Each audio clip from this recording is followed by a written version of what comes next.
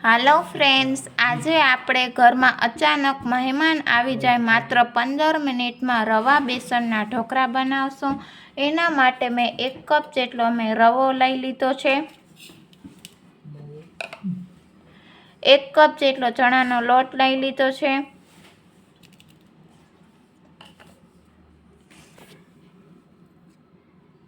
હવે મેં અડધા કપ જેટલું મેં દહીં લઈ લીધું છે। આ ફ્રેશ દહીં આવે એ જ લીધું છે મેં। હવે આપણે પહેલે બધું મિક્સ કરી દઈશું।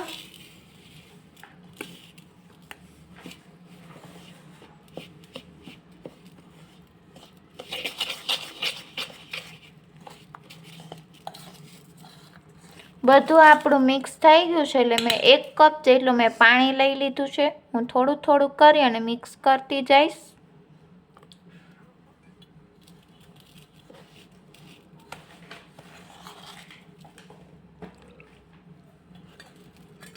આવી રીતે હું બધું મિક્સ કરી લઈશ પહેલાં।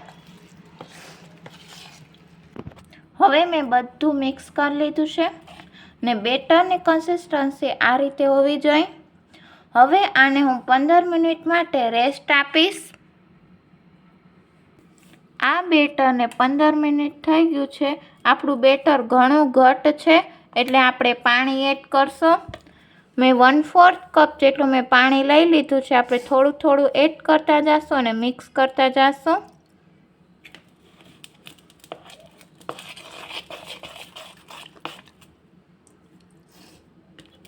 ને બેટરને ઘણું આપણે પતલું નથી કરવાનું, થોડુંક આપણે ઘટ જ રાખવાનું છે બેટરને।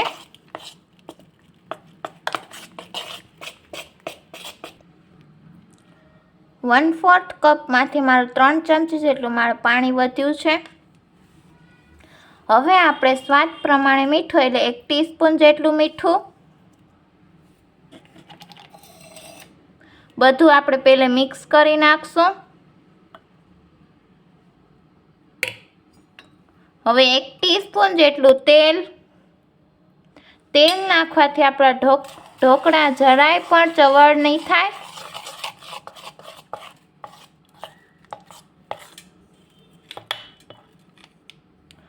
હવે મેં 1 પેકેટ ઈનો લઈ લીધો છે।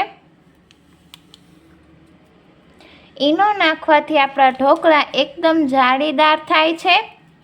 હવે એના ઉપર હું 1 ટીસ્પૂન જેટલું પાણી એડ કરીશ।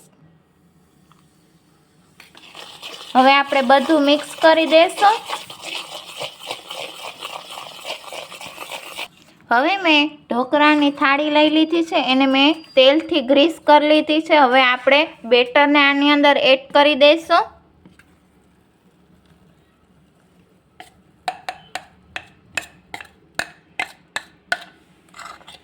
હવે એક મેં સ્ટીમર ગરમ કરવા મૂકી દીધું છે। સ્ટીમરની અંદર મેં 3 કપ જેટલું મેં પાણી પહેલેથી જ ગરમ કરવા માટે મૂકી દીધું હતું। પાણી આપણું ગરમ થઈ ગયું છે એટલે આપણે ઢોકળાની પ્લેટ આની અંદર મૂકી દઈશું। મેં ઢોકળાની પ્લેટને સેટ કરી મૂકી છે।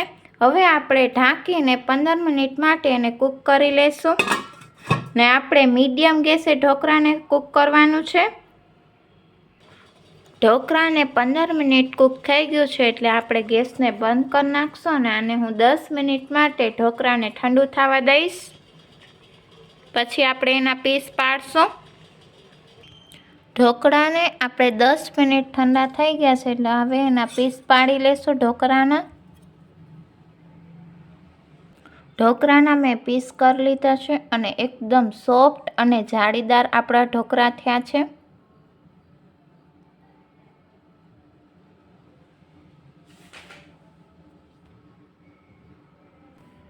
હવે ઢોકળા માટે આપણે ચટપટી ગ્રીન ચટણી બનાવશું।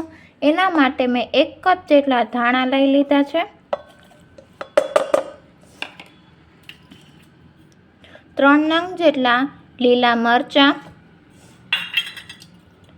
1 ઇંચ આદુનો ટુકડો મેં એને ઝીણા ઝીણા સુધારી લીધું છે।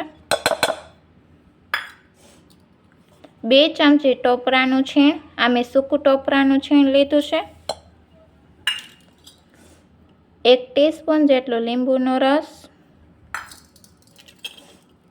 સ્વાદ પ્રમાણે મીઠું, એટલે 1 ટીસ્પૂન જેટલું મીઠું, 1 ટીસ્પૂન જેટલી ખાંડ, પછી 2 નંગ જેટલા ઢોકળાના પીસ આપણે જે બનાવ્યા એ, ને 3 કે 4 નંગ જેટલા આઈસ ક્યુબ. એનાથી ગ્રીન કલર સરસ જળવાયેલો રહે છે. હવે આપણે ઢાંકણું બંધ કરી અને આપણે મિક્સર ફેરવી લેશું. આપણી ગ્રીન ચટણી તૈયાર થઈ ગઈ છે, એટલે મેં સર્વિંગ બાઉલમાં કાઢી લીધું છે. હવે આપણે ઢોકળાનો વઘાર કરશું. એના માટે એક મેં તડકા પેન મૂકી દીધું છે. તડકા પેનની અંદર મેં 3 ટીસ્પૂન જેટલું મેં તેલ મૂક્યું છે. તેલ ગરમ થાય એટલે 1 ટીસ્પૂન જેટલી રાઈ. રાઈનું પ્રમાણ આમાં જરાક વધારે જ રાખવાનું. 1 ટીસ્પૂન જેટલું જીરું,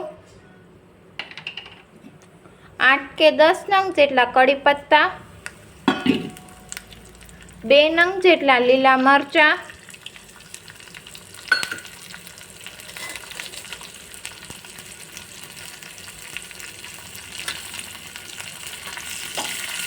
પછી આપણે એને સાતળી લેશું.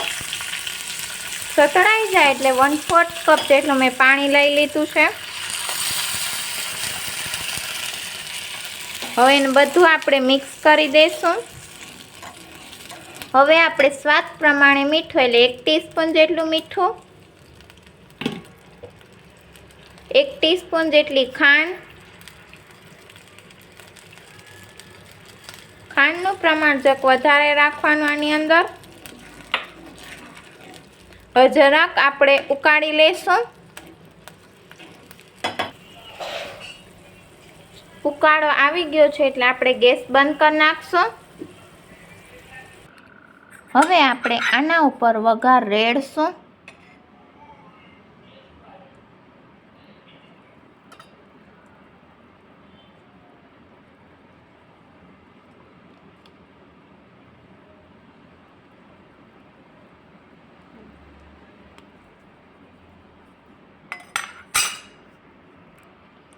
ઉપરથી હું ફ્રેશ ધાણા સ્પ્રિંકલ કરીશ.